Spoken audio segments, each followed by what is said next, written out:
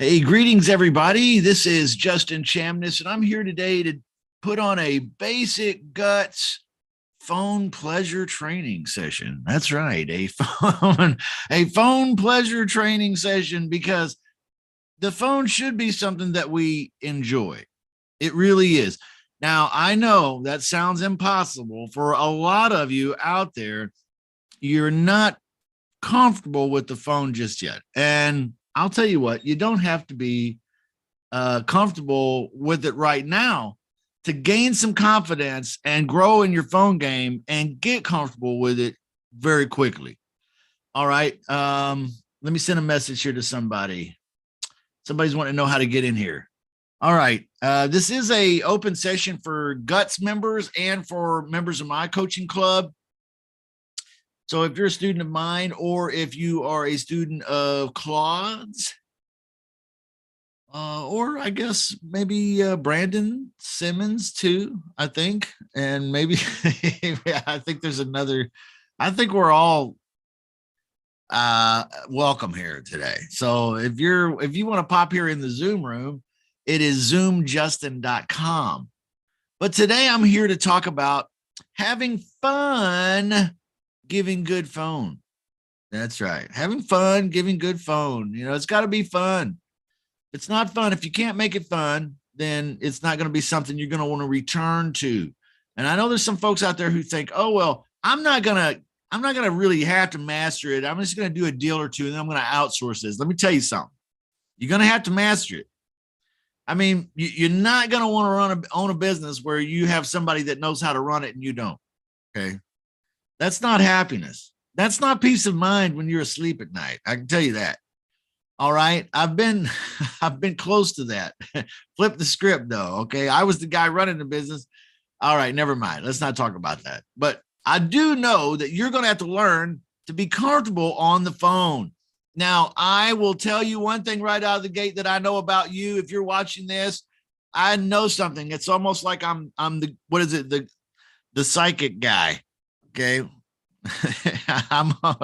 There's one I have in mind. A psychic used to have commercials on 1980s, but I'm not really psychic, but I do know this about you. I know this about you. If you're watching this video, what I know about you is that you're trying too hard when you get on the phone. You're trying too hard. You got to relax a little bit and let these people know that you're a human. All right. So you want to be relaxed and be yourself, and you want to have this personal confidence.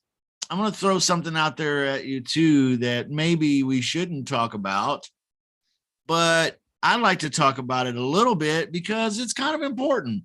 Have you ever read the book Think and Grow Rich by Napoleon Hill? It is an awesome book, Think and Grow Rich by Napoleon Hill. And in it, it suggests that successful and especially successful salespeople, or you could say investors calling, there, that is a type of sales of sorts. If you're one of those individuals and you happen to be successful at that, they find that most of those successful people are also very well sexed people. All right. That's just, is that interesting? I thought it was interesting when I read it, that a successful salesman is generally confident, and part of that comes from the fact that he's well sexed. Okay. I just thought that was interesting. I'm throwing that out there. What is there a connection between the two? I think there probably is. We could probably dissect that. We've got Uncle Claude popping here in the room, and I want to talk to Uncle Claude about it. Maybe him and Joe can help me out. See, these guys are both older than me, and so maybe they can offer a young fella like me some advice. What is that older shit? What are you talking about? Did I say old or older? I think I just said older. Okay. Older. these fellas are older, but I just did 32 laps in the pool. Can you It's like- say the same? like fine wine. Yeah. I did 32 and a half, Claude. Just to beat me. Hi, Joseph. Joseph. Earthy Hi. Joseph. Hi. Oh. I was muted, so Oh, okay. You're married also then. Well, hey, I you know, can hear you. There you I are. can hear you, Claude. Hello. How are you guys? I am good. I'm good. we're good. Nice to see all of you. Nice to Good to see see you. you too. Joseph, Good to do you know how lucky you are? Look, yes, I know. Everybody tells me that. Yes. Okay, you excused. see you. You excused, Claude. thank you. Thank you. Your wife is lovely. So- Speaking of lovely, how are you, Justin? Well, that's kind of in alignment with what we were talking about when you popped on. I wanted you to chime in on this topic because I was reading this book, Think and Grow Rich by Napoleon Hill. And it was talking about how successful salespeople are often highly sexed individuals. We have unbridled passion. We have a passion for life. You know, There you go. we have passion. And that's true, by the way. So there's a connection between that and being a successful sales person. What is this Elon Musk book? I am reading this book. This book Yeah. is this is the audio book. It is 21 hours long. It's Wow. written by Walter Isaacson, who wrote the Steve Jobs book. And what do you think these richest men in the world, okay? What do you think they all have? They have so much in common. It's unbelievable. Wow. Tell us something about that. Or do we have to read the book? No, I'll tell you, I'll save you guys.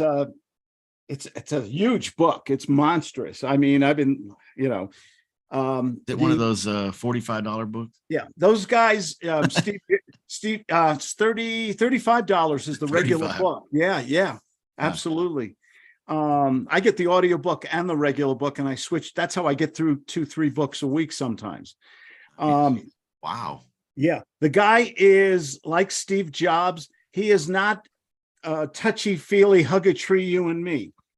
He buys Twitter. He goes in there. He checks out the people who are doing nothing. They have thousands of engineers and people who are doing nothing. They're not even showing up to work and everything.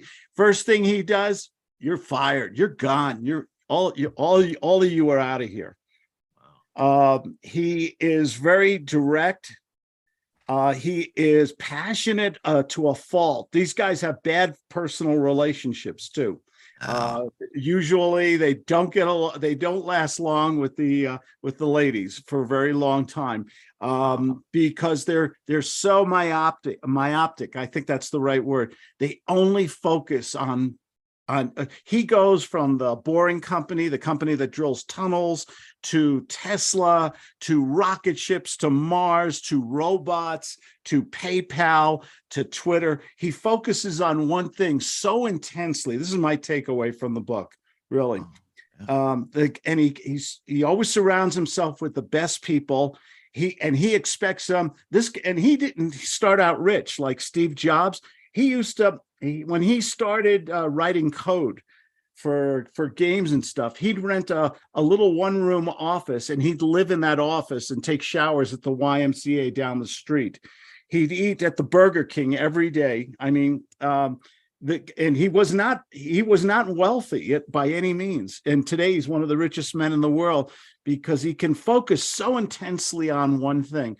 And I'm going to come back and I'll shut up after this, but if we focus intensely on our business, and I always try to keep it simple, if we just focus on speaking to a few people every day and make offers to those people and do what I talked about on Monday, use the right words, the right questions, use that redirection, that reverse psychology, you cannot help but succeed. But I think we have too many distractions in life. and everybody thinks it's easy peasy. It's easy stuff. Oh, I can automate it. I can click funnel it. I can give my whole business, all this money and everything I've done, all the money I've spent on lawyers incorporating and software, and I'm going to give it to this VA. I'm going to buy a list here, and I'm going to give it to this VA to do all the work for me Right. and make me rich. That's such bullshit, you know? Exactly. Yeah. I was just saying that a few minutes ago. Like, some folks think, hey, I'm gonna learn enough conversation skills to do a deal, maybe two, and then I'm gonna hire somebody to do this for me because I don't like this. And what I just said, hey, I feel like that philosophy is just an error, okay? Because it does not work in the real world. You would not want to have a business where someone that you hire knows how to run it, but you don't. Because it won't be very long before they have a business and you don't, usually. Because why would they need you to be the boss when you don't even know how to do it?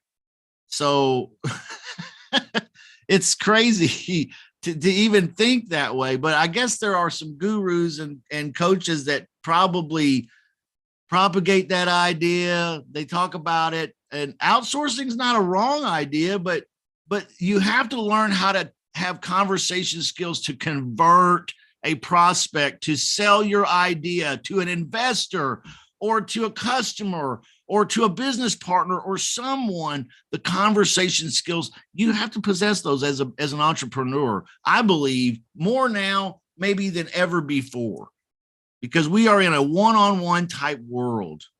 Hey, I don't know how you did that, Claude, but that's great, dude.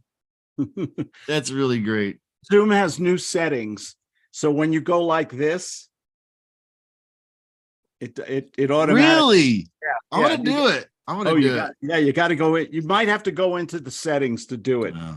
But they have all these things. What you said is so true. See, everybody wants it easy, but the people who I love reading biographies like Elon Musk and super successful people. Guess who we didn't get along with? Bill Gates.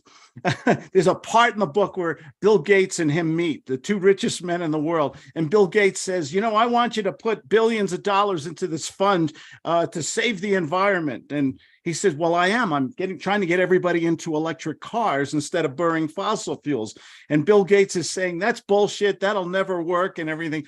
And they got pissed off at each other. They had a fight in the book. It's really, to me, can most people who we work with, let's just be totally transparent. Most people are what I call solopreneurs. They're like Joseph and Helen, Yeah. Claude and Claudia, Justin and lovely Mrs. Chan. I always forget your wife's name. I'm sorry. Angela. How could you? An angel, right? I mean, Right, so exactly. most of us, I think the majority of us, and you can disagree, are solopreneurs. We got an idea. We want to get into real estate. We want to get into coaching. We want to get into life insurance sales. And we think, because there's so much, God, I hate using too much bad language. There's so much guru bullshit that you don't have to work, that it's easy, that you can delegate it and everything. Man, I said this in my first book, The Mentor Teaches Success. And do I have just happen to have a copy handy here? I wrote in this book, you begin to become successful when you take responsibility for your life, your business, your actions. You can. I'm not against delegation. Okay, I'm not a workaholic or anything. Right. But how do you build a business without, doing what Steve Jobs or Elon Musk? These guys lived 24/7. These guys, they worked. I mean, I don't want to work that hard, honestly, but I do work. I get more done in less time now than I did when I first started. I've become much more efficient. But these guys who were just starting out, they just busted their butts, man. And good old American work ethic. Yeah. Have we forgotten that, Justin? Have we lost? I try to forget it as often as I can. If that's probably an honest answer. I mean, I think in America we don't really. It's like I refer to things lately. I'm like, hey, I'm from the old world, I guess. Like the way that things used to be. the way people used to think. I know we can't really get into that too much here, but yes, I think that is one of the areas. I have an ability to get kind of obsessed with things, and maybe that means I'm autistic or something. I don't know, No, because isn't I'm it- certainly isn't it different. obsessing? Isn't an obsession a good thing? Because what does that mean? You focus on one thing. Yeah. You're totally immersed into one thing. And if that one thing is making money, making offers, doing marketing to speak to more people, is that such a bad thing? It's not, and I didn't used to be that way, but I'm here to tell you that you can develop an addiction, and it really is something that you can purposefully do this to yourself.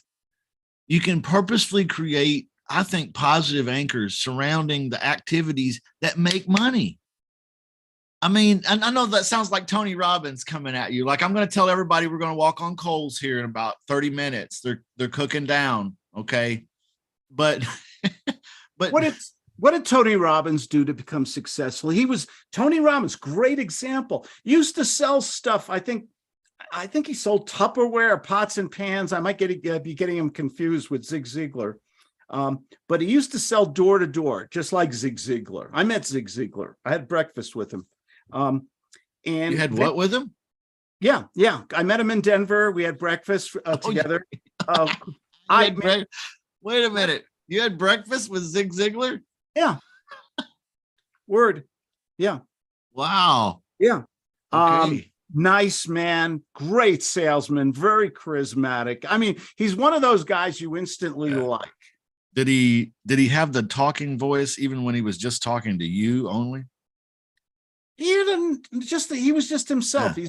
He was a regular. I mean, if you're talking about when he gets on the stage, in the old days, he used to get on the stage and get on one knee just to get he was a master of getting the audience's attention. If you ever watch his old videos and stuff. But Anthony Robbins, a lot of respect for the guy. He wrote a book called Awaken. He's neuro-linguistic programming, and he applied it to his sales. And then he wrote a book, Awaken the Giant Within. I've got it here. It's a good book. It's a very good book, by the way. Is that his first one, I think, isn't it? Yeah, let me see. It's so good. I got into that one before I got into some of the other ones, I believe. I think that was maybe the first big breakout book or something that he wrote, but that one's a great one. Yeah. Awaken the Giant Within. Yeah, it's a good Really book. good. And then I got into the what was it? The Driven. What was it? I just lost it. I had it right on the tip of my. But what did Anthony Robbins do to become so successful? He had some original concepts and ideas, things he learned, experiences. He put them together in a book. Then he did a lot of public speaking. He still does. He can get a monster size audience together. Yeah. And those people hear him, and he has he's very energetic. He interacts with the audience. He's a very good speaker, public speaker. This is before internet, really, if you think about it. And people discovered him. They followed him. They subscribed to him. They bought his books. They attended seminars. They went to the hospital after walking on hot coals. They would do whatever this guy did. That's a joke, but it's true.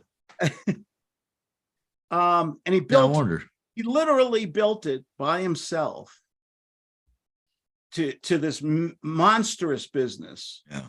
Okay. Which I never wanted. I never wanted a business that big.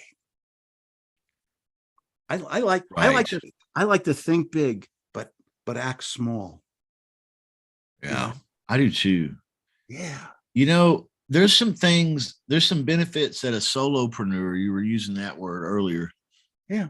And some folks are solopreneurs so low that you can't see them. But yeah, there's some benefits to it. Like, for example, if I'm in a big cruise ship, it's going to take me a little bit to turn around.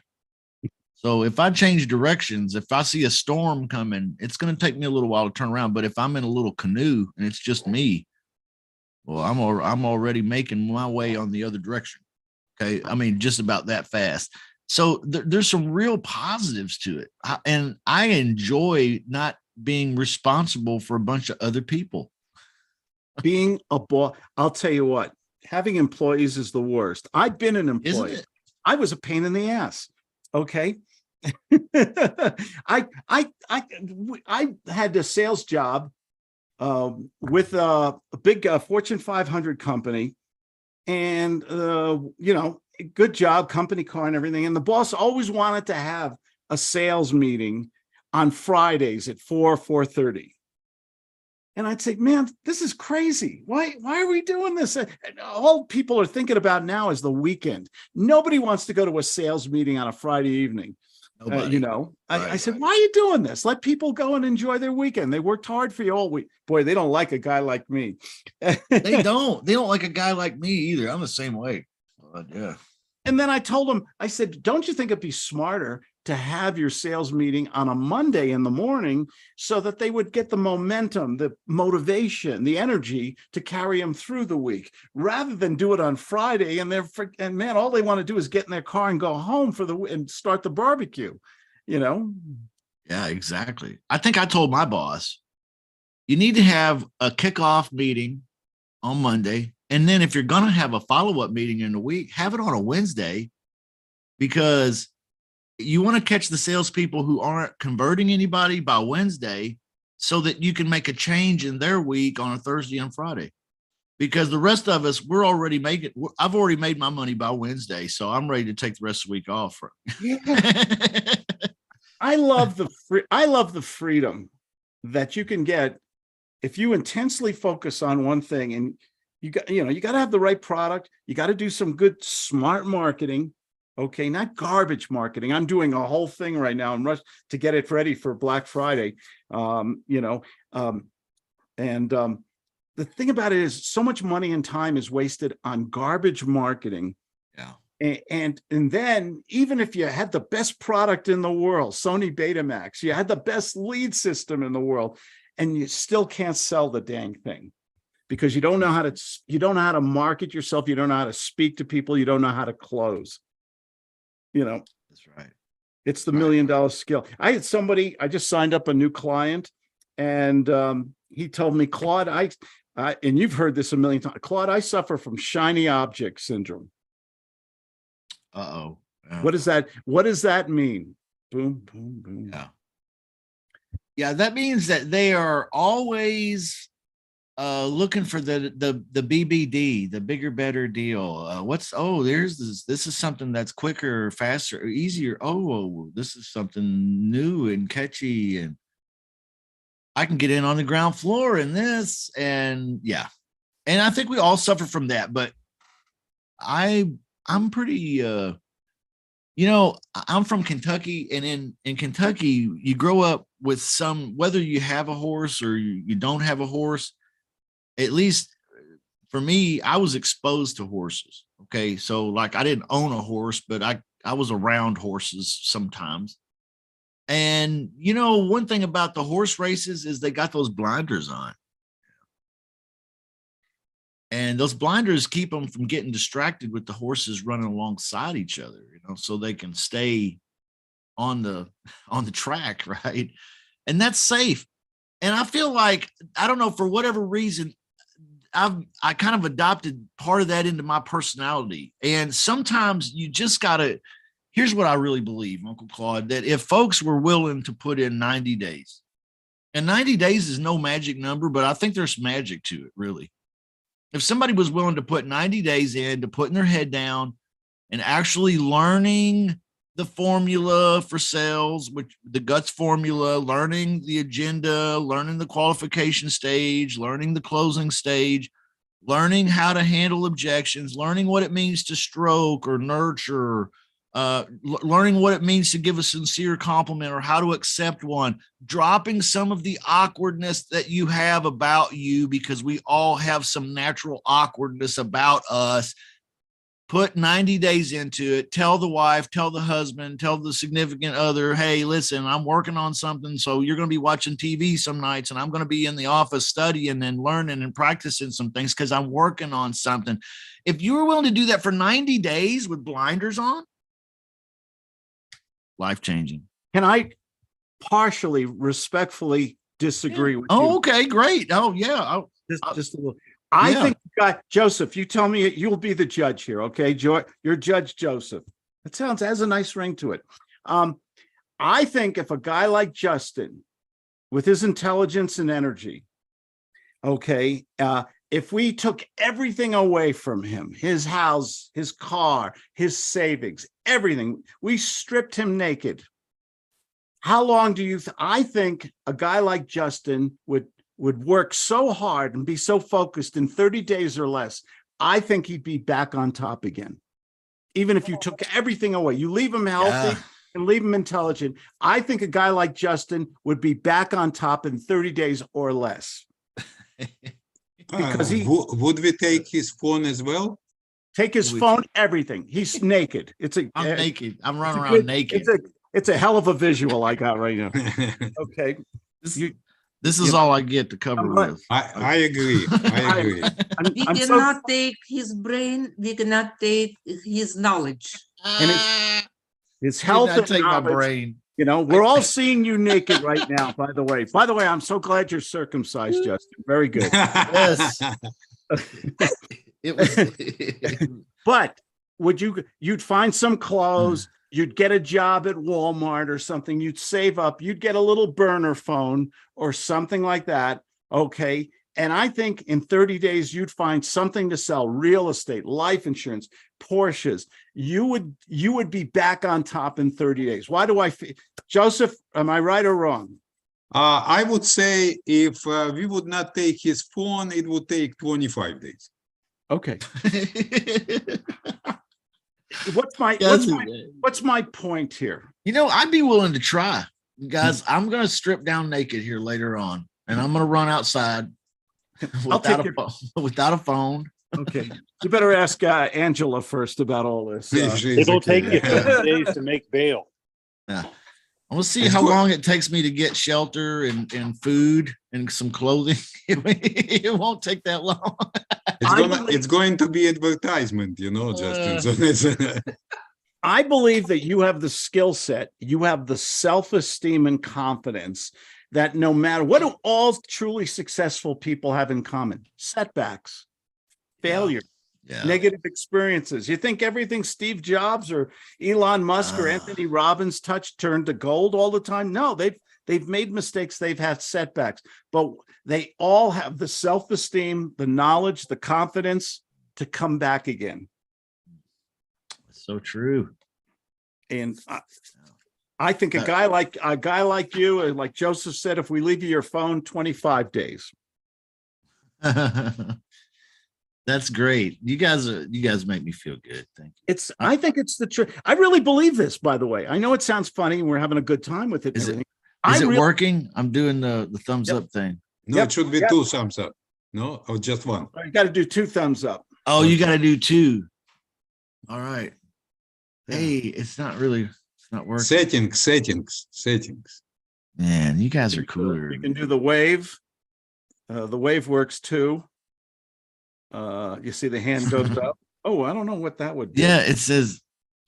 Oh, I think that causes Noah's flood or something. Yeah, don't do that.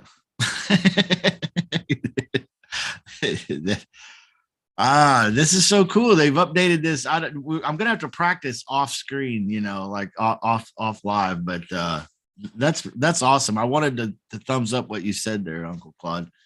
I think you're right too. You know, it's just a matter of time. Once you learn the skills to communicate, and I want to say that this is a not. It's maybe a lost art. Is that okay? It's not a lost art, but so to speak, but we have it's kind of lost on some people as an art. You and I could do a weekend seminar on that one, what you just said. Yeah. I think it's the technology. We all love the technology. We love all the stuff and the bells and the whistles and AI and all that. But I also think it makes us, it takes away from our creativity. I'm particularly concerned about AI taking away from creativity, not putting things together. I also believe that the dependency on a lot of technology, you know, I've always heard this, you know, all the time. Oh, let the computer do it. Let the computer. No, you know, when you're trying, how do you move another, how do you get another person in a competitive world? You know, how do you get them to say yes? How do you get them to believe in your product, your service, your honesty? You know, to me, I think we're in the culture. Ooh, someone just saved. I just got what's one of the best notifications you can get across the screen? That somebody just used your credit card merchant to send you money. Yeah, somebody just sent me money while we're talking. Word of honor. Okay. Ooh. And you know, and thank you. Hey, you know, I want to know what that's like, Claude. So can you go ahead and send me some right now, just as an experiment? I'd like to. Comes right on. You know what? I can tell you right now. Can you put together you know, I'm writing a book. I'm doing attraction marketing right now, the gut system, so that you don't burn out. You don't need the shiny object. You just have, you're attracting people into your world because of the creativity and the value that you're offering people out there. Yeah. Yeah. And you can be unique. You can be different from everybody else. I think a lot of the stuff I hear from other people is just repetitious garbage. It's Right. Joseph, do you ever hear that? It sounds like they copy each other. You just hear the same things. Is there any originality, Joseph? I don't know. So it's same teachers. Yeah, I want to hear Joe only listens to you and me, Claude. That's all. He doesn't listen to anybody else. So he. Well, I think no. I think Helen. I think he listens to Helen. Oh yeah. Oh, so well, it's of different. course. Yeah. I mean, Yeah. she's the meaning in his life and his Yeah. inspiration for existing. Yeah, I married a much smarter woman who had much better credit than me. So That's amazing. You should write a book on that, because that would be a big seller. Yeah, marry your way to success, right? What's that one going to be called? What's a Yeah. good name for that? The last book you wrote was called The Haunted Investor. And if you don't have a copy of The Haunted Investor, let me stump for that right now. It's a classic. Okay. It's a short read, which means you're going to get your money's worth, but you're not going to have to sit here for days and days to figure out the conclusion, unless you're just a really slow reader. This is my new take on. By the way, I'd love you guys' opinion on this. I used to write a lot of the packages and programs I write were huge. I mean, hours and hours of audio, video. I think people want the cliff notes, the spark notes. I think they want you to get to the meat and potatoes right away. Skip the salad, skip skip the soup, skip the bread and butter, and just get right to the meat and potatoes. Get right to it. And that's the way I'm designing my packages now. I totally agree with that. 100%. Do you ever pick up a book and you just got immediately, they hold you in right away, you know? Yeah. And then you were done in, like, let's say an hour or so. How does that feel when I like books. I'm finishing this one book. I think it's like 900 pages. And I like short. Wow. I like what is it? War and Peace? Moby Dick? What is it? Elon Musk. Oh, the 900 pages. That's the 900 page Elon Musk book. Yeah, it's 21 hours almost in audio.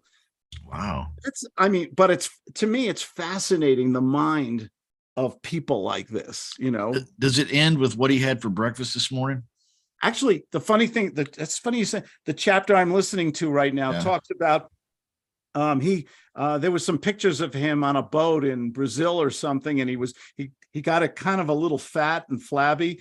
Yeah. And so it talks about how now he's doing OMAD once a day. He only eats once a day, and he's taking that shot of in his belly of Ozempic, you know. Wow, no kidding. Yeah, you know, the drugs that kind of slow down the pancreas or something, like the insulin production. Ooh. Well, I hope he lets us all know how that works. Well, that He sounds more brave than I am. I Yeah, would- this author was with him for 2 years, basically shadowing him. wow. I don't know if I'd like that. I wouldn't like that. You wouldn't like it if I shadowed you for like a couple of years, Claude. If I was No. like, if I was sitting right there behind you right now, just kind of looking over your shoulder. How wonderful notes. is it to have a bit to be back to business though, to have that privacy, to have that freedom. Being a You know. solopreneur, being a boutique. You know, it's being a boutique. You gave me that word, really. I mean, I've heard that word before I met you, Claude, but you gave me that word, boutique. And you used to say, "Hey, listen, you know, it's a boutique coaching business. It's a boutique real estate business. It's a boutique, you know, fill in the blank." And I'm just like, well, wow, I've never thought of it like this. And I've discovered that that's my sweet spot. I think it is for a lot of people. What do we all want? We don't want to get in our car and drive through traffic to get to a job. Right. And I'm a little prejudiced. I don't like being an employee. Do Okay. you I remember like, telling me the Yeah. word? Do you remember telling me boutique? yeah. What do you mean by that? Define that for me. Because Yeah. see, what I picture in my mind when you say boutique is this little shop down here in the town square, and it's run by a little well, it's run by a middle-aged lady, Yeah. and she's got items in there that are special for special other ladies. I don't know. It's a ladies thing, and they buy hats and dresses for this and that event, and they have this kind of service in there and all this boutique on the sign out front. That's what I think. And then you brought boutique as a concept to sales and coaching and real estate and all the things that you and I talk about. So what is boutique? Can you break that down? I remember once there was a Saturday Night Live with Dan Aykroyd and Gilda Radner, and they were dressed in plaid, and they were running the Scotch tape store in the mall. All they sold was Scotch tape. Okay. It's an old episode, but you look at what's going on today. Have you ever seen, there's a chain out right now. All they do is grilled cheese sandwiches. I think they were on Shark Tank. Okay. Very successful. What happens when we specialize in one niche area and we do it very well with high customer service and accountability?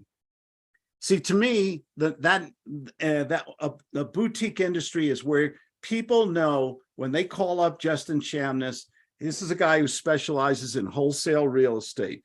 When they call up Claude, maybe they know I like real estate, but they know I'm very targeted in on sales, the $1 million skill, persuasion, influence. And so to me, do you want to be everything? Hi, I coach everybody in real estate. And Right. well, that's a pretty big thing. There's all kinds of different real estate, different ways, careers in real estate, different. Wouldn't it be smarter to be a specialist how many customers do you really need to be to hit your financial goals? You know, One or two, yeah, you special. know? Yeah. Somebody as wrote a a book. specialist. I think you told me about it, or Brandon. If you had 100 devoted customers, just 100, they were on your email list and they bought every new book, every package. They became, they did real estate deals with you. They responded, and they couldn't wait for every new piece of information you put out. Do you think you could build a good life on those 100 people? Yeah, definitely. Yeah. I just heard. Okay. That's all I just heard. So you just said 100 people build a good life, but I heard that if you just had 1,000, you could be wealthy. Well, is that true? What do you think about that, Uncle Claude? Well, when you start out with a goal of 10 people, then 50, and you build it up over time in that boutique to 100 people, how long is it going to take to 10x that 100 people into 1,000 people? Right. Well, you wouldn't think that long, really, because No. what I found is it snowballs a little as you get better at what you do. It's like there's an old proverb that says that a man's gift makes room for him and brings him before other great men. Well, I found that to be true, really. I mean, as you make your gift and your skills grow and your ability to communicate and talk about your business and talk about how you improve other people's lives, something happens. It's like you get bigger opportunities. It snowballs in a way. It does. Can you be, here's the problem, back to the blinders. Can you do something you started it earlier. You said, not the richest man, Think and Grow Rich. And you spoke kind of tongue in cheek about the passion that people have. Okay. Right. Okay. And if you have that passion and you can be consistent and you specialize in that boutique, in that niche or sub niche or niche, my British friends say, and you are consistent in your organic original message. Okay. And you can you can put out a newsletter. You can put out today. It's so much easier. My God, between all the social media, TikTok, and I use YouTube a lot, like you do, and blasting. And I build up my email list, and I send my email list, and I sell it. I write a little book, The Haunted Investor, and I sell a couple hundred of those books. And those people read those books from my dedicated followers for years. How many of those people call me up and say, Claude, I liked your book. I want to know more about real estate. I need help in sales. Do you see how that consistency of putting out compelling, consistent contemporary product? Yeah. Wow. I mean, you don't need, how hard is it maybe the hardest thing is to be original, to be your own person. Maybe that is so true. I want you to say that again, because if you could put it in a megaphone and just blast it into my ear hole, that'd be even better. Yeah. The hardest part is say it again. The hardest part is being true to yourself, being honest to yourself, being an original and not worrying, not worrying about everybody won't like what you put out, can you put out your original, honest ideas and suffer the slings and arrows of critics and trolls and things like that? Can you be confident with the big C word? How important is confidence play into being a successful entrepreneur? Enormous amount. I was watching this interview. This guy went to prison, and he said after being an entrepreneur, prison was like a vacation almost. He said, as uncomfortable as it is, he said, I didn't have to worry about payroll. I didn't have to worry about meetings, and I didn't have to worry about investors. I didn't have to worry about budgets and deadlines and vendors and all this. He said all of that stuff there, he said, prepared me for what I had to experience. The guy, he broke some laws. He went to prison. But the thing I'm trying to point out here, though, is that you have to become original in the sense that you got to do the thinking, and I'll be real with you. That's something I've had to learn a little bit, because we're all kind of taught, at least me and the people that I came up around, to kind of go through life as kind of touching the motions. Like we're just touching the bases. We went to school, and then we went to some more school, and then we got a job, and then,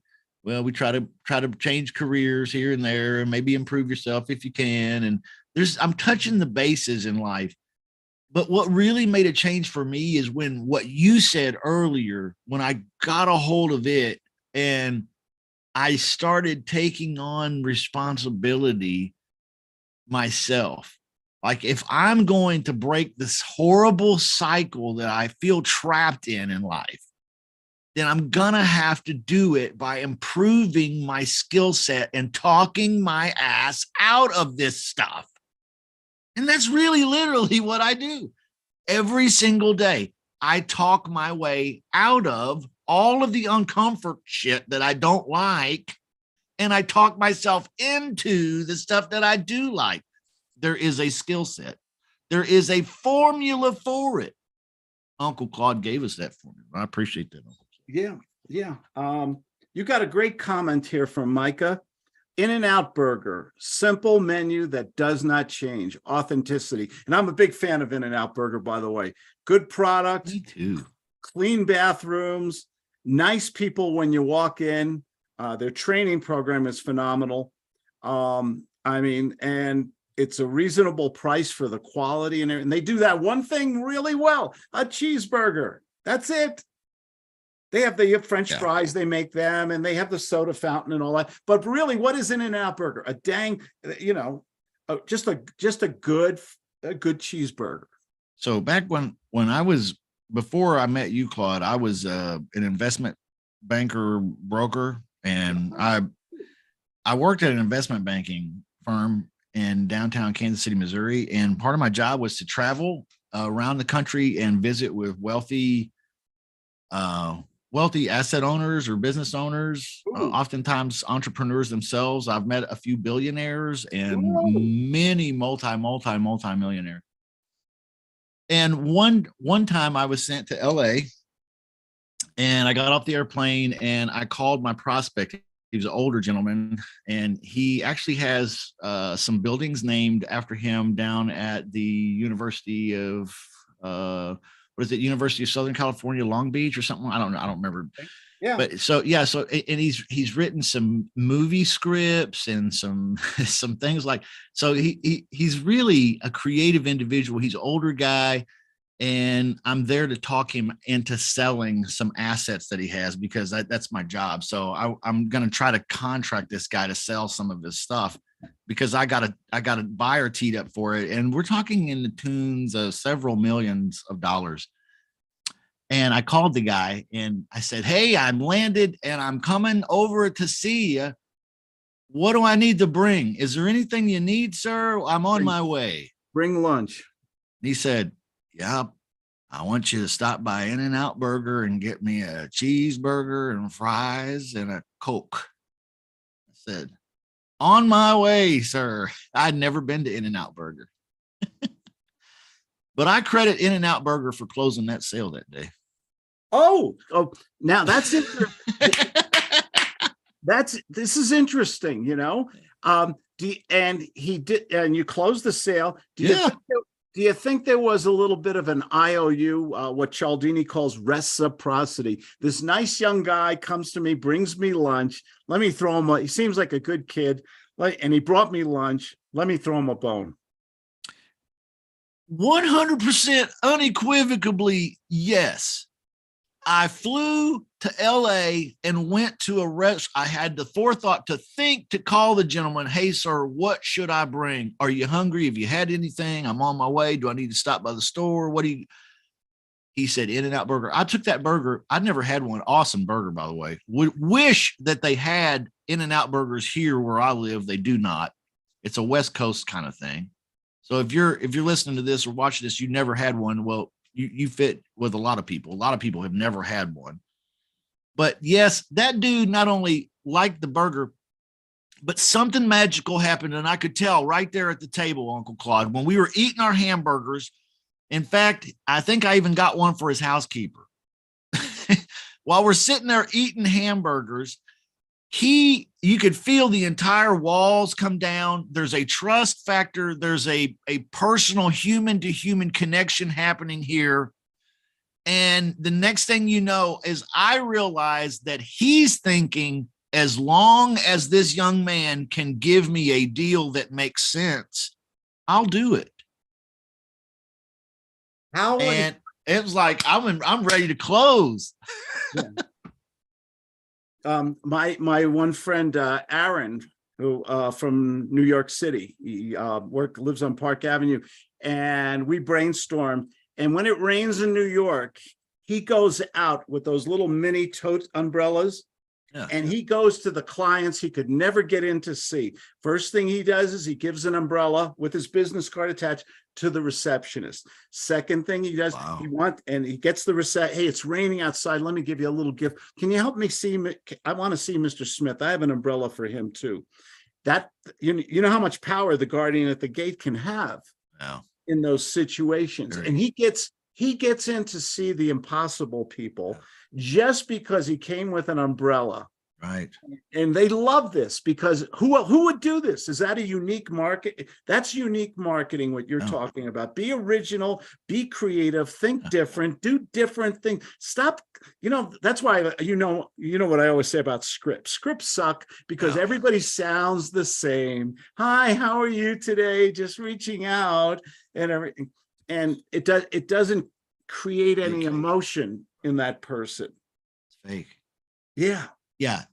There's a great video. Can I say one quick thing? There's Yeah, a video please. on YouTube. A guy walks into McDonald's or something like that, and he goes to the lady behind the counter and he says, I want 100 cheeseburgers right now. Can you do that order? And she says, and she kind of had, what is this, a joke? I see, you're videotaping me and everything. What's this all about? And he says, well, there's a lot of homeless people and there's a family with some kids, and I just want to give away some food to some people. Wow. She comes out around the counter, gives him a big hug, introduces him to the manager, all because, Yeah. I'm sorry to interrupt you. No, that's awesome. Yeah. I believe sales happen a lot when you've made a human to human connection.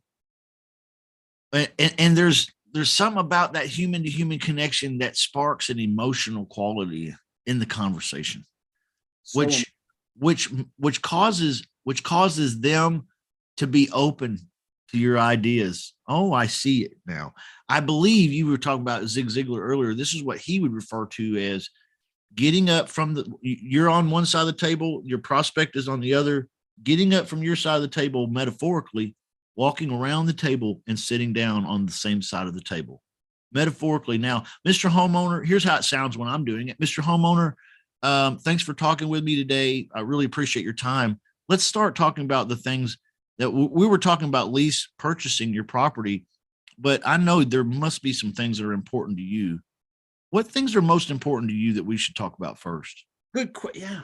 That's the questions. Why are we talking today? What's the most important thing to you? What would you like to see happen today in terms of business? And please, it's okay to tell me to get lost or fire me. Exactly. But I'd like to do business with you today. What do you need from me in order for us to move forward today? You know me, I'm a today guy. And just what you're saying, Justin. Yeah. Later on in the conversation, I'm probably going to have another statement that I'm going to throw in with the homeowner that's going to be very similar to that one. And it's going to be something like to the effect of this. Well, Mr. Homeowner, now that we've talked about all of these various things that needed to be talked about, what else needs to happen to make this deal fit you so that we could do business together today? What is your biggest challenge? And that's kind of me trying to flush out, right? What's the biggest challenge today standing in between you and me doing business? What's the biggest challenge today between you selling your house to me? What's the one thing that I can change here that makes this fit you today, sir? What I'm doing is I'm flushing out those last objections, those last things that say, oh no, I wasn't ready yet, or I'm non-committal. I want to find out all of those. See, that's so powerful what you just said. See, your competition, they'll do a little bit of schmoozing. They'll do a little bit of qualification, and then the prospect may say something, well, we could use better shipping or better contract. And the salesperson immediately goes on autopilot, AI, and goes into their keynote or PowerPoint presentation. Yeah. The gut salesman, which you just demonstrated, will say, gee, just like a doctor, if I was your patient and you came in and you say, Claude, how are you? Anything bothering you? Where does it hurt? When did it start hurting? Same thing with a lawyer and any other professional. What happens? Here's the most powerful one I've been using a lot lately. Okay, good. Hey, I'm Yeah. gonna steal it. hey, Justin, could I have your opinion on something? You're a pretty smart guy, and what do you think about the future in real estate in Jacksonville, Florida? I know you live there and you got your finger on the button there. What's your Yeah. opinion on real estate for Jacksonville? Yeah. I think property values are gonna tank. Really? Okay. Yeah. That's So my it's a good- thought. I Oh, don't know. God, so much I could learn from a guy like you. Boom. Not, you're changing the relationship. Yeah, How do you get people to know, like, and trust you? right. You Right. know? You get them talking. Yes. Right. Yes. Get them talking. How do you get them talking? Asking questions, staying in control of the conversation by keeping asking questions. Right. Yeah. So I have a list of questions that that I like to ask because of my experiences that I've developed, and oftentimes I'll say the same things. Excuse me, but they're just open-ended questions because I need to get that prospect to start talking to me because I'm looking for a chance to make a human connection here that creates an emotional spark, a emotional quality in this conversation. Because once I flush out all their objections, Mr. Homeowner, if I'm able to put all of these things together into an agreement and get it over you today, is there any reason why you and me would not do business today? On Monday, we talked about using redirection, which is my guts term for reverse psychology. And instead, that's a nice, straightforward way of selling what you just demonstrated. But if you want to get even deeper, Yeah. you might say, Justin, if I had a property, some land that you knew was going to appreciate 50, 75% over the next 5 years, and it worked within your budget and we could have financing, that's not something you want to talk about today, is it? Nice. Yes. When I go negative, what am I for? They won't even see what I'm doing while I'm doing that. And you can do it positive to negative or negative to positive, but they will not even see what you're doing while you're doing it because you're so stealth and everything. Justin, I have to go in a minute and I have a lot of clients and everything, but if we found the right investment vehicle for you that met with your budget and gave you the return to a substantial certainty,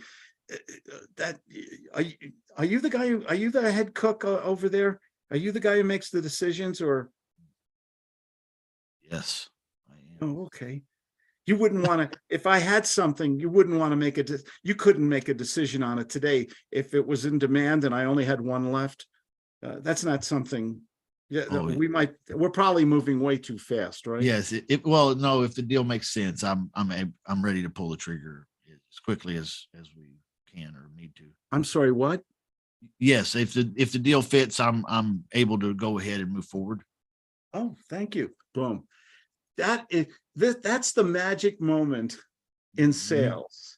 You've qualified, you got a commitment, you got the decision maker, you know the money's there, it's timely, you used a little scarcity, you blended in a little social proof. I have so many phone calls to make today. And then you used authority. You know what, Mr. Chamness, can I call you Justin? I'm Claude. Is that all right? Yeah. I've made a decision. We're gonna do business today. Right. I like this. That's My authority. favorite line. Yeah. We're going to fix your problem. We're going to remove that pain. We're going to solve this issue you have, and we're going to do it today. And it's okay to say no to me, but Get my credit I've card. made that decision. I've enjoyed this conversation so much that I've made a decision that I want to move forward with you today. So we just need to work out the money. Yeah. Yeah. I love, what was the one? Here's the one. I got to go in a minute, and so do you. The one, gee, how much does your program cost, Justin? I don't know. What program are we talking about here, Claude? I see you on YouTube, and I heard Claude Diamond talking about you, how good you are, and all that stuff. And how much does your program cost? I bet it's probably more than I can afford right now. Well, it is very, very expensive. Right now, I'm doing this for $10,000 for the program costs. Is that something you're comfortable with, or No. maybe not? No, but I can save up and maybe after the holidays or something, I'll get back to you. Okay.